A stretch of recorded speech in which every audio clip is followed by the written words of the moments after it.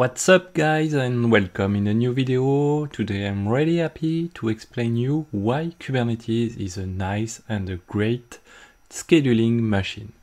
I hope you are doing well. Remember to subscribe to the Xavkit channel, like and follow this video. In the previous video we discovered the Kubernetes architecture with a diagram, and now I'd like to make some focus on some components or some concept like the reconciliation loop into the controller model. Like we saw in the previous video, etcd is the backend of the backend because it is the Kubernetes database. So it's a key value store. etcd uses the Raft protocol to make the election of a leader. That implies to have more than 3 nodes to keep the fault tolerance or for the high availability during fails or upgrades. And if you want, you can keep etcd outside of the cluster on a dedicated server, for example, for the performance. And of course, in production, you need to have a backup about it. Also, etcd stores many kinds of data about the Kubernetes cluster. For example, nodes, status of nodes, pods, deployments, services, secrets, and many other stuff. And you'll never use it directly. That means always everybody or everything need to use the API server to read or write into the etcd cluster. Finally, as a core database and components, we need high performance to have a stable cluster. So usually you store etcd data on SSD disk with a really good network latency. And now the controller manager, this is a really important and core component into the reconciliation loop.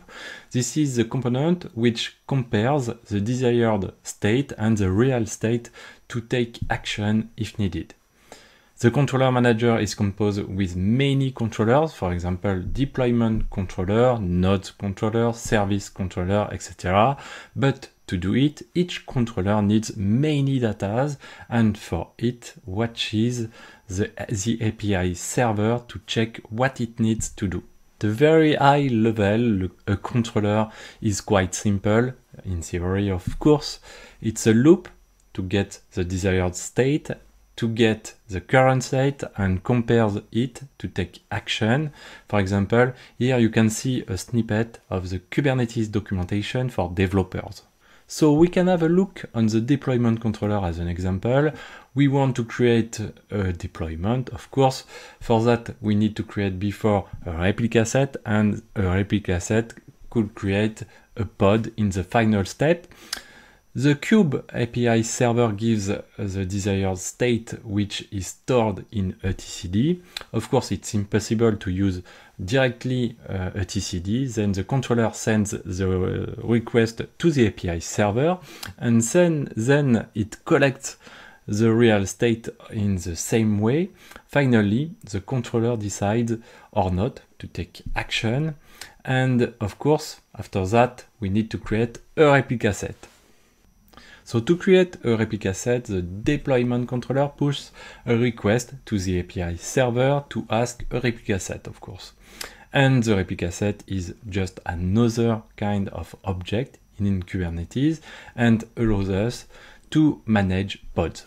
Then we have another reconciliation loop with the replica set controller, and we do the same things, get the desired state with a new replica to manage, get the real state into our Kubernetes cluster, and take action to create new pods. Also, the controller, the replica set controller, registers pods in the API server, but with no node name metadata. And now we have a pod with no node name metadata. So this is a non-scheduled pod. Then the scheduler filters cluster nodes to have a list of available nodes, and then the scheduler computes a score for each node regarding these pod specifications. Finally, the scheduler allocates a pod to a node by setting the node name metadata. That's it for the master node part, and now we can go on the worker node. And now on the worker node, the kubelet gets into action. It needs to handle a new pod.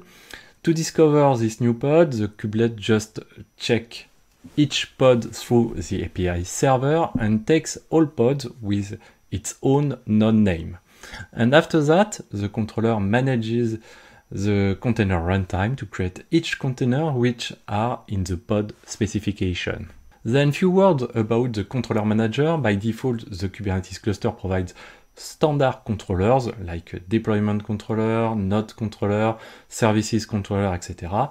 But you can add your own or other controllers. For example, this is what you do when you install an operator to handle your own resources.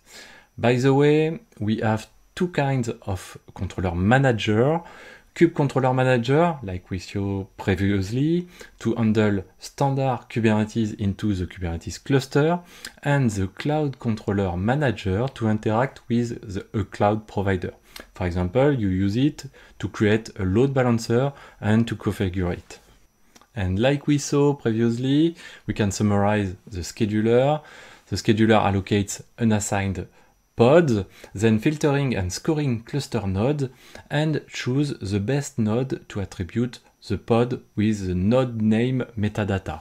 Then the scheduler edits the node name metadata of the pod via the API server and register it, of course, in the etcd. The scheduler can be replaced if you want. You can use your own scheduler to use your own rules, for example.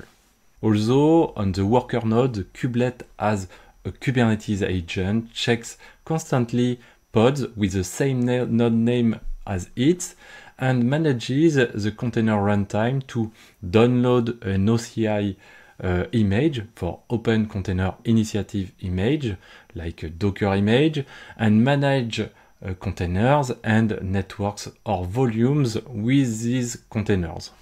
During this process, the pod status changing, for example, for pending, for waiting containers to be up, for running when a container is running, for fade when we have an error, and succeeded when the process into the container is completed.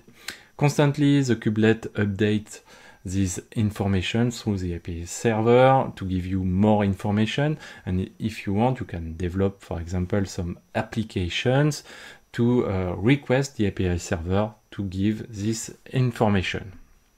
Totally another thing, but we talk about architecture without explaining that we can isolate each component into Kubernetes, of course, because Kubernetes is based on microservice, so you can use master also as a worker if you want, but it's really not recommended.